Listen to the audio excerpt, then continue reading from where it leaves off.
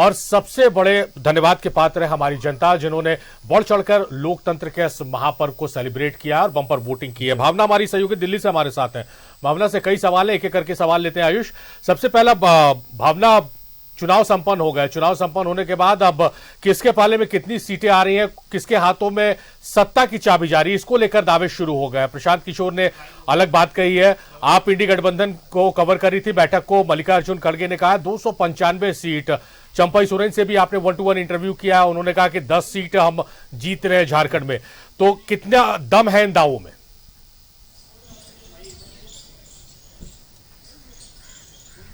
देखिए, अभी आपको बता दूं कि एग्जिट पोल का जो पिटारा है वो बस अब खुल ही रहा है और ऐसे में जनता की तरफ से जो एक सर्वे निकल कर आया है, एग्जिट पोल उसे कहा जाता है। और लेकिन वोटिंग की बात करते हैं तो वो थोड़ा अलग हो जाता है। ऐसे में एक सर्वे होना और एक वोटिंग होना, दोनों में अंतर होता है। लेकिन कहीं ना कहीं दोनों ही बातें इस तरफ इशारा करती है कि एक जीत का सेहरा पहनाती है तो दूसरा जो है कहीं ना कहीं पार्टी की हिम्मत को और बढ़ावा देती है। और अभी देखा जाए तो 1 तारीख है आज, कल 2, परसों 3 और फिर जो सबसे महत्वपूर्ण दिन जिसका सभी लोग इंतजार कर रहे हैं, खासकर की विपक्षी पार्टियां और सत्ता पार्टियां, कि उस 4 तारीख के दिन जो एग्जिट पोल के नतीजे हैं उनसे कितना मिलता जुलता वोटिंग का अगर हम बात करें तो परिणाम निकलते हुए नजर आएगा। लेकिन बहरहाल, क्योंकि अगर मैं आज की बात करूं, आज हम सुबह से कवरेज कर रहे थे इंडिया ब्लॉक गठबंधन की बैठक की।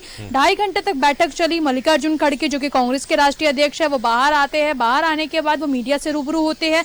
मीडिया से रूबरू होने के बाद कई तथ्यों को सामने रखते हुए नजर आते हैं। उनका कहना है कि 295 सीटें जो है ऑल ओवर इंडिया गठबंधन लेकर नजर आ रहा है। लेकिन शारिक, एक बात और समझ लीजिए, टीएमसी के लीडर नदारद रहते हैं, टीडीपी के लीडर नदारद रहते हैं, यहाँ तक कि पीडीपी की महबूबा मुफ्ती भी जो कि लीडर है बड़ी, वो भी नदारद रहती है। यानी कि 3 बड़ी पार्टियां, तीनों बड़ी पार्टियों के लीडर नदारद। कई पार्टियों के जो लीडर है उन्होंने इस तरीके का जो है वक्तव्य दिया कि वो इसीलिए मौजूद नहीं रह सकते क्योंकि आज वोटिंग का दिन है। लेकिन अब शारिक, एक बात और समझनी पड़ेगी कि जहां एक तरफ आज वोटिंग के दिन की बात की जा रही है तो वहीं दूसरी तरफ कई और भी दूसरी पार्टियां हैं जिसमें पीडीपी भी है, टीडीपी भी है। उनके लीडर जो है आज क्यों नदारद नजर आए?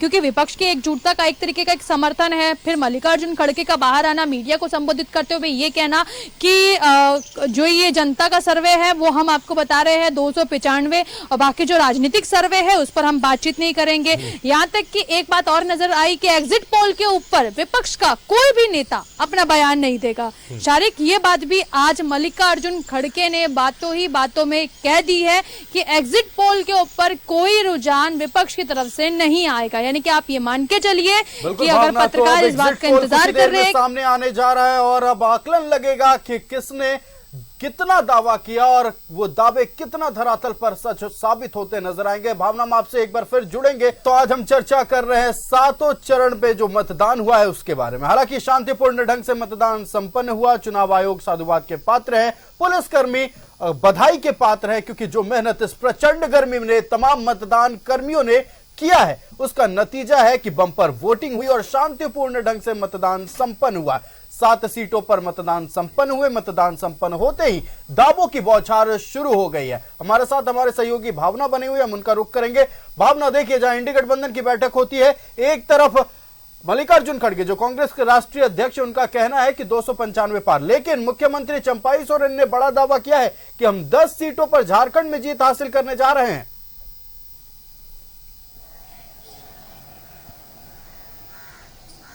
बिल्कुल आपने सही कहा। हमने भी मुख्यमंत्री चंपई सोरेन का साक्षात्कार किया था और साक्षात्कार के दौरान उन्होंने इस बात का जिक्र किया है कि 10 सीटों को हम जीतने जा रहे हैं। अब आप ये सोचिए कि वो कौन सी ऐसी 10 सीटें हैं जिसको लेकर मुख्यमंत्री दावा ठोक रहे हैं, तो इसके बारे में भी सोचना पड़ेगा। और वो कौन सी ऐसी 4 सीटें हैं जो वो सत्ता पक्ष को दे रहे हैं कि इस पर सत्ता पक्ष जीतेगा और 10 सीटें ऐसी है जिस पर इंडिया गठबंधन जीतने जा रहा है। फिलहाल ये सवाल है और ये सवाल का जवाब चंपई सोरेन जी बेहतर दे पाएंगे। लेकिन उन्होंने जाते जाते जरूर कहा न्यूज 11 भारत से बातचीत करते हुए कि 10 सीटों पर हमारा दावा है और 10 सीटों पर हम जीतने जा रहे हैं। यानी कि इंडिया गठबंधन जहां शुरुआत में पहले 14 सीटों का आकलन कर रहा था, अब वहीं वो 4 सीटें आखिर कहां गायब होगी और 10 सीटों पर बात हो रही है। लेकिन वो 10 सीटें कौन सी है? और ऐसे में जब मल्लिकार्जुन खड़गे जब बाहर निकलकर मीडिया से रूबरू होते हैं तो वो 295 सीटों का आकलन लगाते हैं। अब सवाल ये उठता है कि ऐसी वो कौन सी 295 सीटें हैं जिसके ऊपर इंडिया गठबंधन बढ़त बनाता हुआ नजर आ रहा है। ये अपने आप में कई तरीके के सवाल है जिसका जवाब इंडिया गठबंधन के नेता ही दे पाएंगे। और ऐसे में में जनता का रुझान भी इस पर एक महत्वपूर्ण भूमिका निभाएगा, क्योंकि मल्लिकार्जुन खड़गे का कहना था कि जनता के रुझान के जरिए ही आप जान पाएंगे कि जनता क्या कहना चाहती है, लेकिन एक राजनीतिक सर्वे के आधार पर इसको जानना नामुमकिन सा है। यानी कि कहीं ना कहीं बातों में वो एग्जिट पोल को राजनीतिक सर्वे बताते हुए जरूर नजर आए हैं। लेकिन अब सवाल ये उठता है कि 10 सीटों पर मुख्यमंत्री चंपई सोरेन का दावा, क्या उनकी ये ग्राउंड रिपोर्ट है जो वो बताते हुए नजर आ रहे हैं, या उन्होंने भी कोई सर्वे कराया, या फिर उन्होंने जनता का रुझान देखा, या वोटिंग परसेंटेज उनको समझ में आया? ये तमाम चीजें मुख्यमंत्री बेहतर जवाब दे पाएंगे। लेकिन अब सवाल ये उठता है कि आखिर वो 4 सीटें ऐसी कौन सी है जिसको वो बीजेपी के खाते में डालते हुए नजर आ रहे हैं, एनडीए के खाते में डालते हुए नजर आ रहे हैं। अब बात आती है 295 सीटों की, जिसके लिए मल्लिकार्जुन खड़गे कह रहे हैं कि हम सरकार बनाते हुए नजर आ रहे हैं, इंडिया गठबंधन सरकार बनाते हुए नजर आ रहा है और 295 तक का आंकड़ा पार होगा। यानी कि बहुमत के आंकड़े के लिए आप मानिए तो 272 का जो है रुझान चाहिए होता है। ऐसे में 295 का मतलब ये है कि इंडिया गठबंधन कहीं ना कहीं एक काउंटिंग मेथड लगा रहा है, जिसके तहत उन्होंने 295 का डाटा बताया। लेकिन वहीं अगर आप बीजेपी और एनडीए की बात करेंगे तो वो भी 400 का डाटा बता रहे हैं। अब आखिर ये भी जवाबदेही जो है कहीं ना कहीं बीजेपी के नेताओं की कि आखिर वो कौन सी सीटों पर मजबूत दावेदारी कर रहे हैं जिससे उनका 400 सीटों का समीकरण बन रहा है। और वहीं इंडिया गठबंधन के नेताओं से भी ये सवाल पूछना लाजमी है कि आप कौन सी सीटों पर दावा कर रहे हैं जिसके कारण आप 295 सीटें अपने खाते में डाल, ये आंकड़े रह जाएंगे भावना। 4 तारीख तक ये बयानों में सिर्फ आंकड़े के रूप में रहेंगे। सीट वाइज अगर पूछ लीजिएगा तो शायद दोनों ही तरफ, पक्ष विपक्ष दोनों ही तरफ बताने में असमर्थ रहेंगे।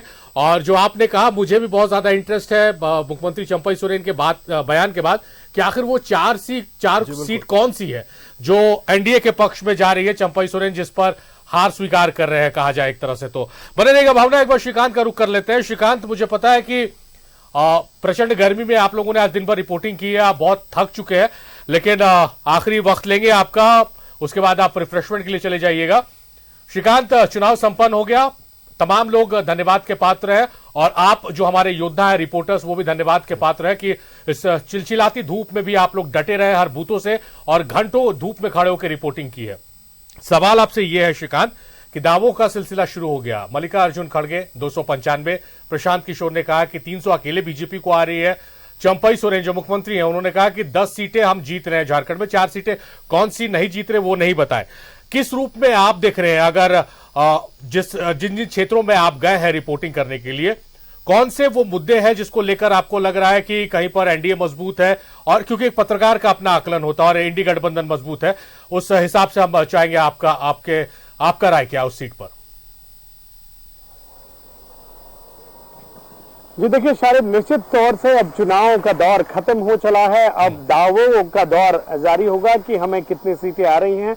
सबसे पहले अगर हम बात करें एनडीए की, तो एनडीए ने कुल, भाजपा ने 13 सीट पर और 1 सीट पर आजसू, यानी कि कुल 14 सीट पर चुनाव लड़ा था। पिछली बार 11 सीट भाजपा को आई थी और 1 सीट आजसू को आई थी, 12 सीट। वहीं अगर हम बात करें तो 2 सीटों पर इंडिया अलायंस ने विजय हासिल किया था। इस बार 7 सीट पर कांग्रेस ने चुनाव लड़ा है, 5 सीट पर झारखंड मुक्ति मोर्चा और 1-1 सीट पर राष्ट्रीय जनता दल और माले ने चुनाव लड़ा है। कई स्थानों पर हमने देखा इस चुनाव कवरेज के दौरान जहां पे सीधा मुकाबला रहा है और बिल्कुल कड़ा मुकाबला रहा है। भाजपा के कई प्रत्याशियों को सीधी टक्कर मिली है। भले ही लोग बोल रहे हो कि एक तरफा हवा है, लेकिन निश्चित तौर से परेशानियां बढ़ी हैं, जिसका कारण था कि एक और अगर आप देखेंगे तो कल्पना सोरेन के नेतृत्व में इंडिया अलायंस ने भी अपना पूरा पसीना बढ़ाया। कल्पना सोरेन स्टार प्रचारक के रूप में थी, उन्होंने हर एक छोटे छोटे प्रखंड हो या बड़े इलाके हो उनमें जम के प्रचार किया। वहीं भाजपा की अगर बात करें तो केंद्रीय नेताओं से लेकर राज्य के नेता हो, चाहे बगल राज्य के नेता हो, सारे नेताओं को उतार दिया गया था फील्ड में बैटिंग करने के लिए ताकि रन में कमी ना हो। अब रन कितने बने हैं वो तो 4 तारीख शाम को ही दोपहर से रुझान आने लगेंगे। लेकिन निश्चित तौर पर अगर संथाल की आप बात करेंगे तो संथाल के जो भी सीट पर आज हमने आकलन किया वहां पर सीधा मुकाबला है, सीधा टक्कर है। कुछ इलाकों में अगर आप देखेंगे जैसे गिरिडीह लोकसभा को ले लीजिए, राजमहल लोकसभा को ले लीजिए, तो कहीं कहीं निर्दलीय प्रत्याशियों ने। आज न्यूज 11 भारत आपको सबसे सटीक एग्जिट पोल बताएगा।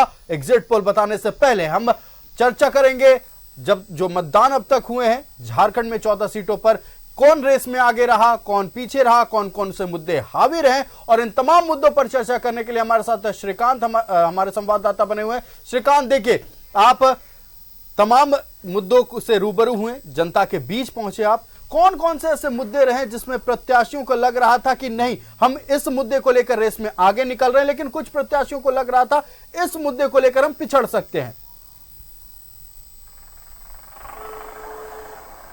जैसे कि निश्चित तौर पर अगर आप मुद्दों की बात करेंगे तो मुद्दे आज भी वही हैं। अगर जनता की नजर से देखेंगे तो बुनियादी सुविधाओं के लिए ही आज अगर झारखंड की जनता है वो लगातार जो है दो चार हो रही है। सबसे बड़ा दुर्भाग्य कहिए, विडंबना कहिए, राज्य बनने के लगभग 24 साल बाद भी सड़क, बिजली, पानी, स्वास्थ्य, संथाल के इलाकों में हम घूमे, वहां रोजगार के नाम पर कोई सुविधा नहीं है। देवघर के कुछ इलाकों की अगर हम बात छोड़ दें तो जो भी संथाल का अलग का इलाका है वहां पर रोजगार को लेकर परेशानी है। कई इलाकों में लोग अभी भी गंदा व दूषित पानी पीते हैं। कई इलाकों में इलाज के लिए लोगों को बंगाल जाना पड़ता है। वहीं कोयलांचल आते आते ये सारे मसले चेंज हो जाते हैं। मजदूरी का मसला है, पलायन का मसला है, लेकिन पलायन झारखंड के हर एक जिले में सबसे बड़ी समस्या है। रोजगार यहाँ, कोयला यहाँ, अब्रक यहाँ, खनन के लिए पूरे देश में मशहूर झारखंड, लेकिन यहाँ के लोग पलायन कर जाते हैं। एक वोटिंग ट्रेंड्स कम होने का यह भी कारण है कि एक लोकसभा में अगर आप देखिएगा 15 लाख के आसपास में वोटर हैं, तो उसमें लगभग 1.5-2 लाख वोटर तो बाहर रहते हैं प्रदेश में। अगर वो भाड़ा लगाकर आएंगे जाएंगे तो ये भी एक परेशानी है। लेकिन इन सब परेशानियों के बीच में अगर दूसरा ट्रेंड अगर आप देखते हैं तो शहरी क्षेत्र में वोटिंग कम हुई है, लेकिन ग्रामीण इलाकों में बम्पर वोटिंग हुई है। हम जिन ग्रामीण इलाकों में गए वहां लोग लगभग 100, 150, 200 की लाइन में खड़े हैं और उनका कहना है कि वो वोट करके ही जाएंगे। एक बार जो वो बूथ पे पहुंच चुके हैं तो वोट, ये भी एक महत्वपूर्ण पॉइंट है कि आखिर ग्रामीण वोटर किसके साथ है। या फिर इंडिया अलायंस के दावे में दम दिखेगा इस बार, या फिर भाजपा अपनी 12 सीट बचा पाएगी, या इस बार इंडिया अलायंस हावी हो जाएगा। कोई भी प्रत्याशी अगर सीधे तौर पर खुल के कैमरे के सामने कुछ भी कह ले, लेकिन कांटे की टक्कर है। आप चाहे कोयलांचल की बात कर ले, संथाल की बात कर ले, उत्तरी छोटा नागपुर के क्षेत्र की बात कर ले, इक्का दुक्का सीट को छोड़ दीजिए जहां पर निर्दलीय प्रत्याशियों ने मैदान को रोचक बना दिया। जैसे गिरिडीह लोकसभा में तो अंतिम दौर आते आते जो निर्दलीय प्रत्याशी थे जयराम महतो, उन्होंने लड़ाई को रोचक कर दिया। लेकिन अभी भी वहां पर देखा जा रहा था कि लड़ाई सीधे तौर पर झारखंड मुक्ति मोर्चा और आजसू में है, जो कि एक तरफ इंडिया अलायंस और इंडिया अलायंस है। अब देखना ये है सबसे महत्वपूर्ण बात, जहां पे त्रिकोणीय मुकाबला था कि आखिर जो निर्दलीय प्रत्याशी हैं वो किसको माइनस की ओर ले जाते हैं और किसको प्लस की ओर ले जाते हैं। यानी कि जो विधानसभा उनके अंतर्गत आते हैं उन त्रिकोणीय बनाते हुए नजर आया। गिरिडीह का आपने जिक्र किया है श्रीकांत, गिरिडीह से आप रिपोर्टिंग करते हैं। चलिए 3 सीट के बात कर लेते हैं जहां पर हालांकि त्रिकोण और लोहरदगा में बन रहा है, लेकिन अभी आपने रिसेंटली जहां से रिपोर्टिंग की है वहां पर गोड्डा की बात कही जाए या फिर राजमहल की बात की जाए। राजमहल में लोबिन हेम्ब्रोम है, गोड्डा में अभिषेक आनंद झा है, और इधर जहां से आप रिपोर्टिंग करते हैं वहां से टाइगर जयराम चुनावी मैदान में थे। किस रूप में देखते हैं, क्योंकि मैक्सिमम सीट पर श्रीकांत इस बार का जो ट्रेंड है चुनाव का 1-to-1 फाइट देखने को मिली है। या तो एनडीए उम्मीदवार है या फिर इंडिया अलायंस का उम्मीदवार है, 1-to-1 फाइट है। और हार जीत का हर सीट पर इस बार जो मार्जिन है वो भी कम होने वाला है, ये तो तय है। जीतेगा कौन, हारेगा कौन, ये 4 जून को पता चलेगा। तो मैक्सिमम सीट पर जहां ये सिचुएशन है कि इंडी और इंडिया के बीच में मुकाबला, वहां पर जो त्रिकोण बनता नजर आया, किस रूप में देखा जाए, जनता कितना डाइजेस्ट कर पाई है जहां जहां ये त्रिकोण बना है? देखिए निश्चित तौर पे नए चेहरे जब मैदान में आते हैं तो लड़ाई रोचक हो जाती है। और सबसे बड़ी बात आपने कही है कि जो भले अगली बार या बीते वर्षों में जो भी आंकड़ा रहा हो जीत के मार्जिन का, लेकिन इस बार जीत का मार्जिन घटकर कहीं कहीं तो विधानसभा में यह अंदाजा लगाया जा रहा है कि 15 से 20-25 हजार तक आ जाएगा, कहीं 50 हजार। शायद ही कोई बोल पा रहा है कि हम लाख पार के मार्जिन से जीतेंगे। निश्चित तौर से जयराम महतो की बात कर लीजिए या लोबिन हेम्ब्रोम की बात कर लीजिए या अभिषेक झा की बात कर लीजिए, इन सारे प्रत्याशियों ने खेल के मैदान को रोचक बनाया। जनता के बीच में एक तीसरे चेहरे के रूप में कहीं ना कहीं चर्चा अगर हम कर रहे हैं तो निश्चित तौर से चर्चा तब हो रही है जब वो मैदान में है। और सबसे बड़ी बात, एक और प्लस फैक्टर आप देखिए शारिद, गिरिडीह लोकसभा की बात कीजिए तो 6 विधानसभा आते हैं। 6 विधानसभा में से 4 विधानसभा इंडिया अलायंस के पास है, 2 विधानसभा में एनडीए के विधायक हैं। तो क्या 4 विधानसभा के जो विधायक हैं, क्या उनके वोट सुरक्षित हैं? इस चुनाव में ये लिटमस टेस्ट है क्योंकि नवंबर में विधानसभा का चुनाव है। ये ट्रेंड सेट करेगा और ये बताएगा कि क्या उनके पक्ष में भी जनता है या उनके विरोध में जा रही है जनता। तो ये उनकी भी जिम्मेवारी है, पार्टी की ओर से भी प्रेशर है कि आप विधायक हैं उस इलाके से अधिक वोट निकाल कर लाइए। खैर ये तो 4 तारीख को मालूम चलेगा। उसी तरीके से आप दुमका की बात कर लें, लेकिन अगर बात करें जनता के मिजाज की, तो जैसे चुनाव बदलता है, मुद्दे बदलते हैं, जनता का मिजाज भी बदल जाता है। 2019 का अगर जिक्र करें तो बीजेपी को भरपूर आशीर्वाद मिला था, एनडीए को भरपूर आशीर्वाद मिला था, लेकिन जैसे ही विधानसभा चुनाव आया, मुद्दे बदले, जनता का मिजाज भी बदल गया। श्रीकांत जी देखिए, भाजपा के जो भी प्रत्याशी हैं, इसे बोलने में पत्रकार के नाते कोई गुरेज नहीं है कि उन्होंने सीधी जो लड़ाई है वो लड़ी है तो नरेंद्र मोदी के नाम पर लड़ी है। लेकिन अगर इंडिया अलायंस की झारखंड में बात करें तो कल्पना सोरेन यहां पर मैदान में नए चेहरे, नए नेता के रूप में उभर कर आई और उन्होंने सीधा मुकाबला दिया है, सीधा टक्कर दिया है और लगातार वो फील्ड में रही हैं। लेकिन अगर आप संथाल की बात करें तो ये ट्रेंड सेट कर देगा कि संथाल में आदिवासी समाज किसके साथ है। तीनों सीट में ये बातें निकल कर सामने आ जाएंगी और जीत का मार्जिन, हम लगातार ये भी बता रहे हैं अपने दर्शकों को कि जो जीत का मार्जिन है, भले दावे जो भी करे राजनीतिक दल, लेकिन जीत का मार्जिन बहुत कम आ जाएगा और बहुत नजदीकी फाइट है। आप धनबाद लोकसभा की ही बात कर लीजिए या फिर गोड्डा लोकसभा, जहां पे इतने सारे लोग कहते हैं विकास के काम हुए हैं, वहां पे भी लोग बता रहे हैं कि निश्चित तौर से 1-to-1 मुकाबला था, लेकिन तीसरे प्रत्याशी ने आके मैदान को रोचक बनाया। दुमका की बात कर लें, आज हमने दुमका में पूरा दिन बिताया है और दुमका में कोई ये नहीं कह सकता कि दुमका के दिल में एक तरफा कोई है। दुमका में जी इस बार आकलन करना जनता के मिजाज को बहुत टफ हो गया। श्रीकांत, जिस तरह से साइलेंट रहे हैं वोटर्स और एग्रेसिव हुए हैं तो सिर्फ मतदान करने में, ये परसेंटेज बता रहे। श्रीकांत, ब्रेक के लिए रुक रहे हैं, ब्रेक के पार एक सवाल आपसे है, ये जानने की कोशिश करेंगे कि संताल से आप रिपोर्टिंग कर रहे हैं, संताल ने इस बार कितना मिस किया है, हेमंत सोरेन को कितना मिस किया है, गुरुजी को, और कल्पना सोरेन के मैदान में आने से कितना हम उस सवाल के साथ आपके पास आएंगे। लेकिन एक महत्वपूर्ण खबर है जो अपने दर्शकों को जिससे रूबरू कराना है, वो खबर आपके टेलीविजन स्क्रीन पर अब से कुछ ही सेकंड में फ्लैश होगी। बहुत महत्वपूर्ण खबर है, कहीं जाइएगा मत, स्विच मत कीजिए। ये महत्वपूर्ण खबर तमिलनाडु और पुडुचेरी का एग्जिट पोल। तो बड़ी खबर इस वक्त की, तमिलनाडु और पुडुचेरी का एग्जिट पोल सामने आ गया है। बीजेपी को 1 से 3 सीट का अनुमान है। इस वक्त की बड़ी खबर, कांग्रेस को 8 से 11 सीट का अनुमान। 1 से 3 बीजेपी और कांग्रेस 8 से 11। इंडी गठबंधन को 36 से 39 सीट का अनुमान तमिलनाडु और पुडुचेरी को मिलाकर लग रहा है।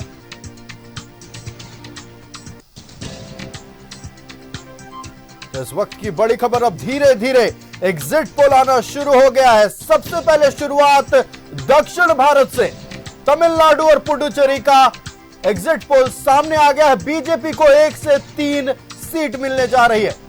तो धीरे धीरे न्यूज 11 भारत धीरे धीरे सारे सीटों के एग्जिट पोल आपके सामने रख रहा है। और पुडुचेरी तमिलनाडु के बारे में हमने बात की, बीजेपी 1 से 3 सीटों पर कब्जा जमाती नजर आ रही है। वहीं अगर इंडी गठबंधन की बात करें तो 36 से 39 सीटों पर अब इंडी गठबंधन कब्जा जमाती नजर आएगी। आगे बढ़ते हैं और हमारे संवाददाता श्रीकांत हमारे साथ जुड़ चुके हैं। श्रीकांत का रुख करेंगे। श्रीकांत, तमिलनाडु से हमने शुरुआत की है एग्जिट पोल की, और तमिलनाडु पुडुचेरी में बीजेपी 1 से 3 सीटों पर कब्जा जमाती नजर आ रही है। वहीं इंडी गठबंधन 36 से 39 सीटों पर कब्जा जमाती नजर आ रही है। जी निश्चित तौर से अगर आप देखेंगे, तमिलनाडु की बात करेंगे, जिस तरीके से एग्जिट पोल आए हैं, अपने अपने दावे हैं। बहरहाल एग्जिट पोल में कितनी सच्चाई है ये तो 4 तारीख को ही खुलासा हो जाएगा। लेकिन एग्जिट पोल निश्चित तौर से जब सर्वे होता है, जब रिपोर्ट ली जाती है, तो आप मान सकते हैं कि आधी सच्चाई और आधा फसाना हो सकता है। लेकिन ये अपने अपने दावे हैं और इन दावों में जनता कितनी मुहर लगाती है वो तो 4 को मालूम चल जाएगा कि तमिलनाडु और पौंडीचेरी का जो आंकड़ा निकलकर सामने आया है, जो हम जनता को लगातार बता। तो बड़ी खबर इस वक्त की एग्जिट पोल अब सामने आने लगा है तमिलनाडु में। हमने बताया कर्नाटक में 28 सीटों में एनडीए 21 से 24 पर नजर आ रही है।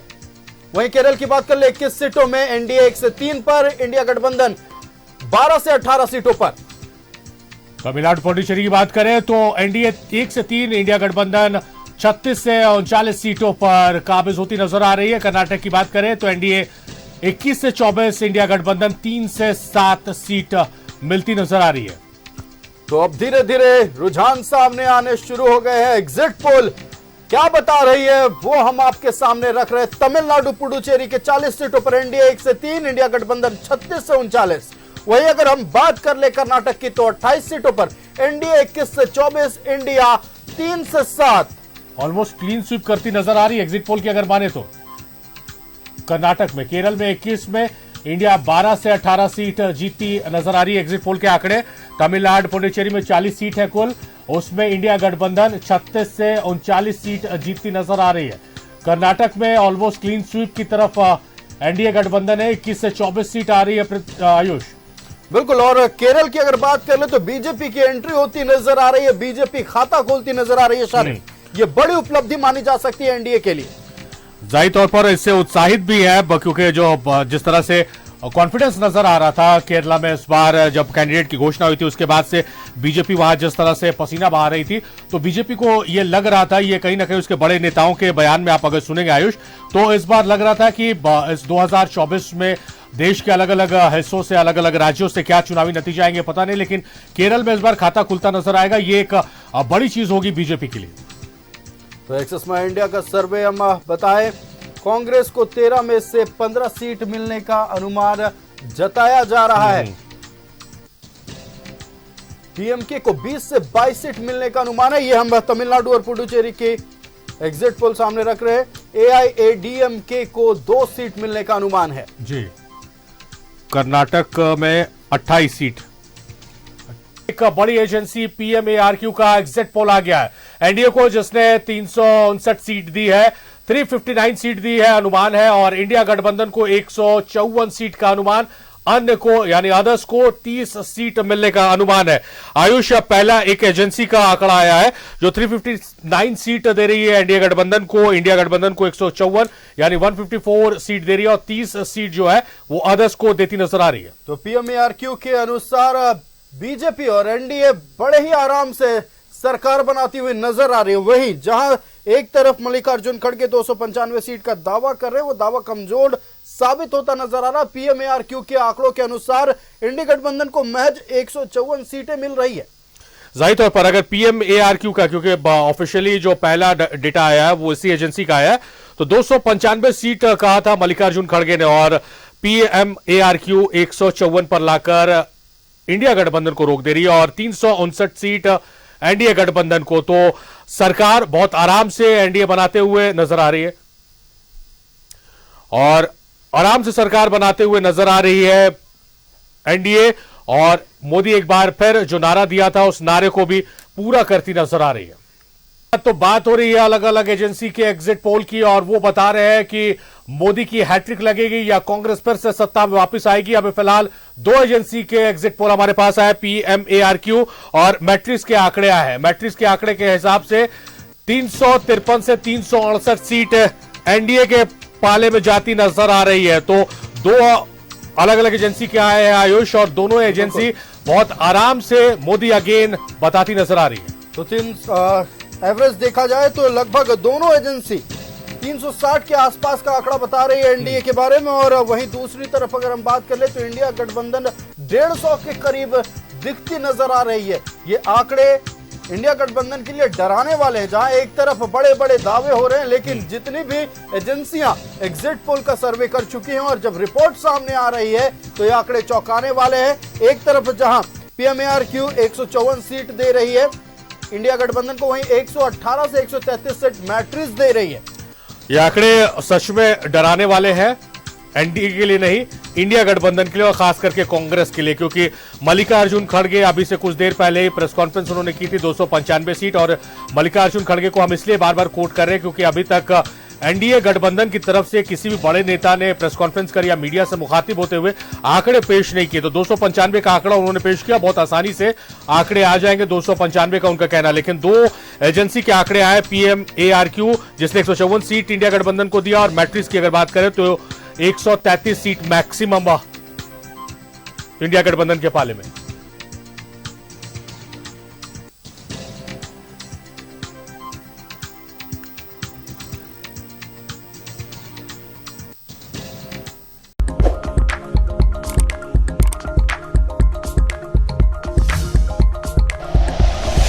Like and share videos, subscribe करें हमारा चैनल और प्रेस करें बेल आइकॉन। न्यूज़ 11 भारत, सच है तो दिखेगा।